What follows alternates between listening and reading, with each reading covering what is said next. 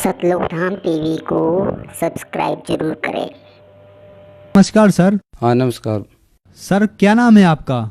मेरा नाम है मुन्नीराम, गांव है सड़ू, तहसील है बिदासर, जिला है चूरू, राजस्थान का हूँ। सर संत रामपाल जी महाराज से आपने नाम दीक्षा कब ली? हमने परम संत रामपाल जी महाराज से 30/10/2016 को नाम दीक्षा ली। संत रामपाल जी महाराज से नाम दीक्षा लेने से पहले आप कौन सी भक्ति साधनाएं करते थे? परम संत रामपाल जी महाराज से दीक्षा लेने से पहले हम रूनीचे वाले रामदेव जी की पूजा करते थे और पितर पूजा, बहुत सारी पूजा की थी हमने, उनसे कोई हमें लाभ नहीं हुआ। सर आपने बताया कि आप रामदेवरा की पूजा और पितृ पूजा करते थे, तो उस भक्ति साधना से आपको क्या लाभ मिला? सर उनमें कोई हमें लाभ नहीं मिला। हमारी माता के ब्लड स्तन में ब्लड कैंसर हो गया और हमारी पत्नी के भी शरीर में संकट रहने लगा, जैसे पैरों से नहीं चल पा रही। तो हम बहुत डॉक्टरों के पास गए, उनमें बहुत पैसे लगे। फिर हमने बूटाटी लेके गए, वहाँ भी कोई आराम नहीं आया।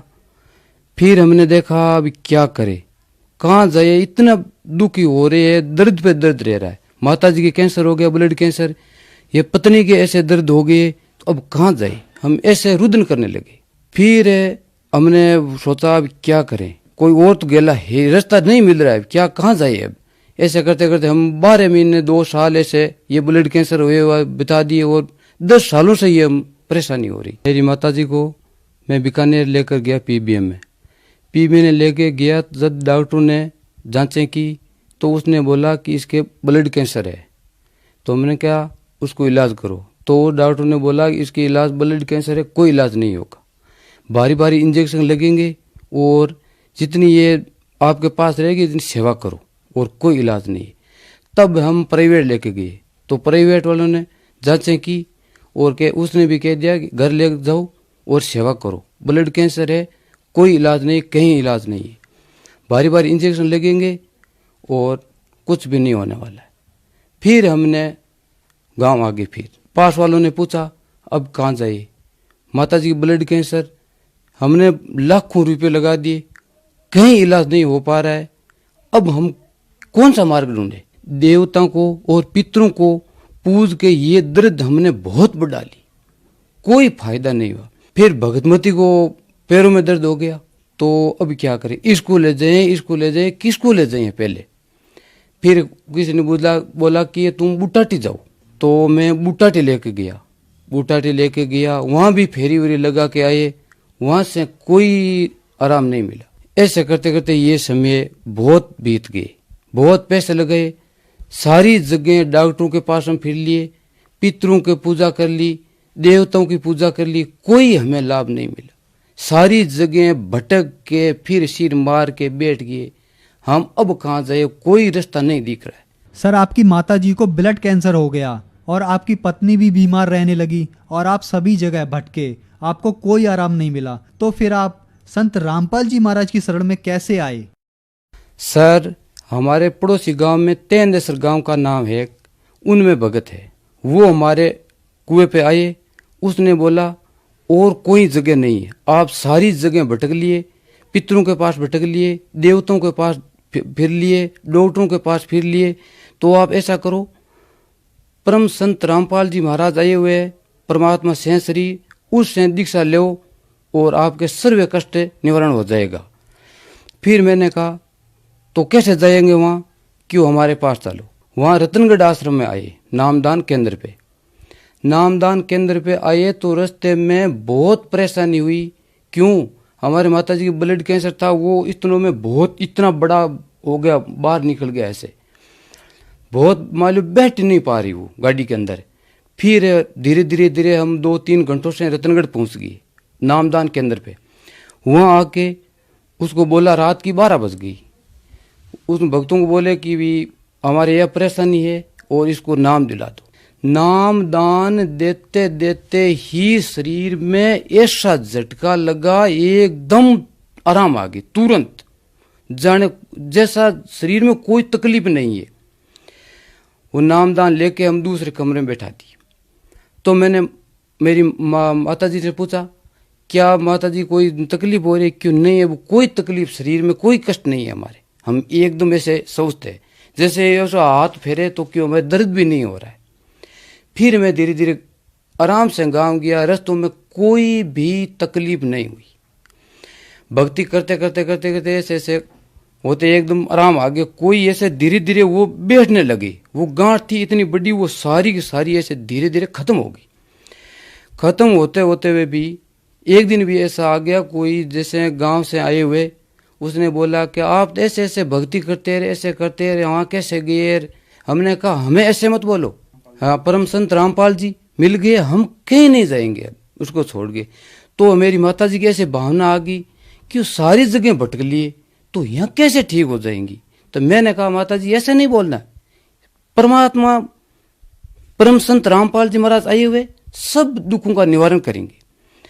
तो इसके ऐसे भावना होगी गलत।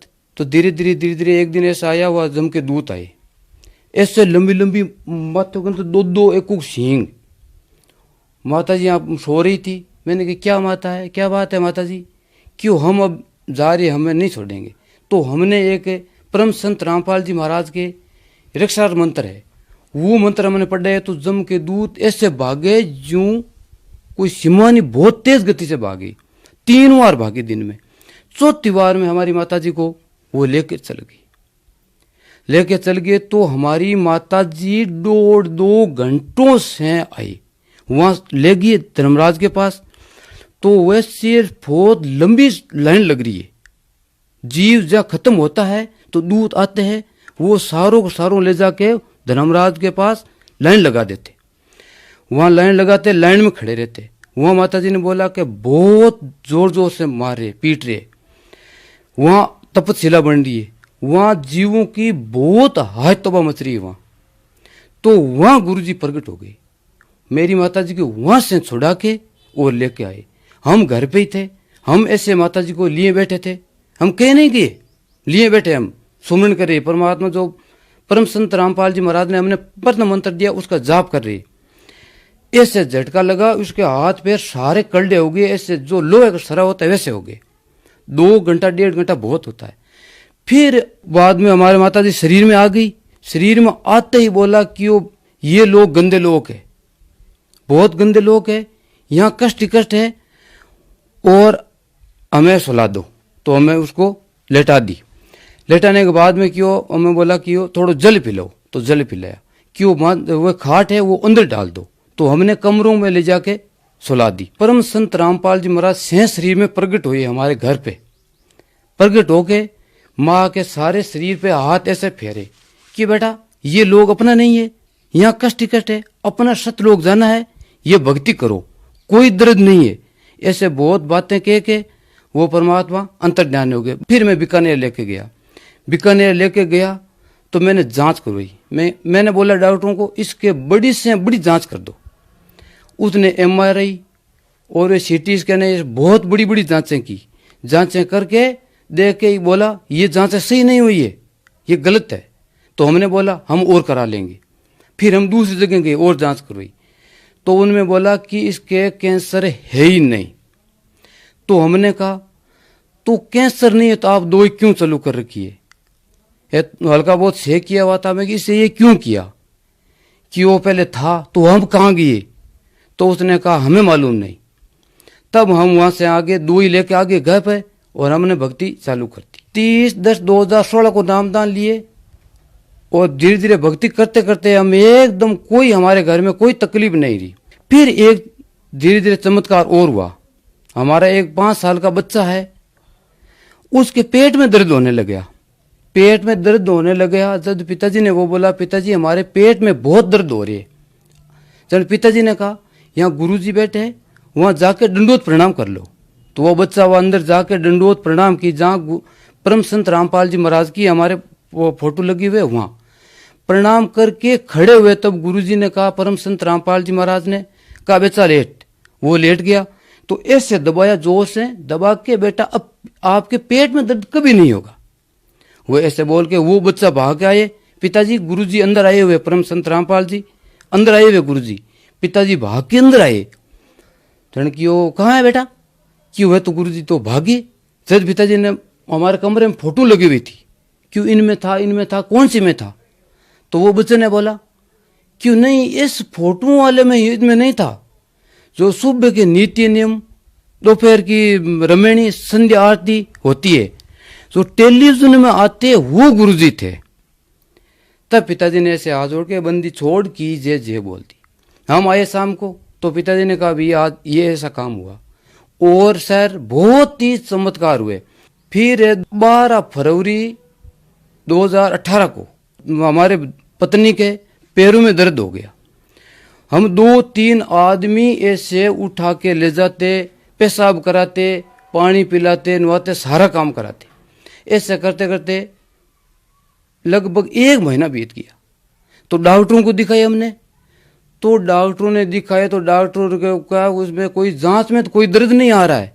अब इसके तकलीफ क्या हमें कोई मालूम नहीं है, कहीं ले जाओ। हम डॉक्टर ने छुट्टी दे दी, तो हम कहाँ जाए, हम घर आ गए। फिर मैंने धीरे धीरे 12 फरवरी 2018 को परम संत रामपाल जी महाराज के वो तारीख थी, तब हम गाड़ी लेके हिसार गए। हिसार जाने के बाद में हम ऐसे किया, हमने पुलिस वाले जाने नहीं देते, हम पिटाई करते कि कैसे आ गए। हम कहते हम कैसे नहीं आए, हम परम संत रामपाल जी महाराज के दर्शनों के लिए आए। हम कोई ऐसे गंदे नाम काम नहीं करते, हम कोई जबरदस्ती नहीं करते। आप पीटते हो तो आपकी बहुत भारी गलती, ऐसा काम जुलूम मत करो।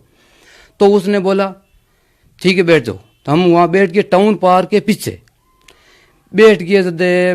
बैठे बैठे हम लगभग 2 घंटा हो गए।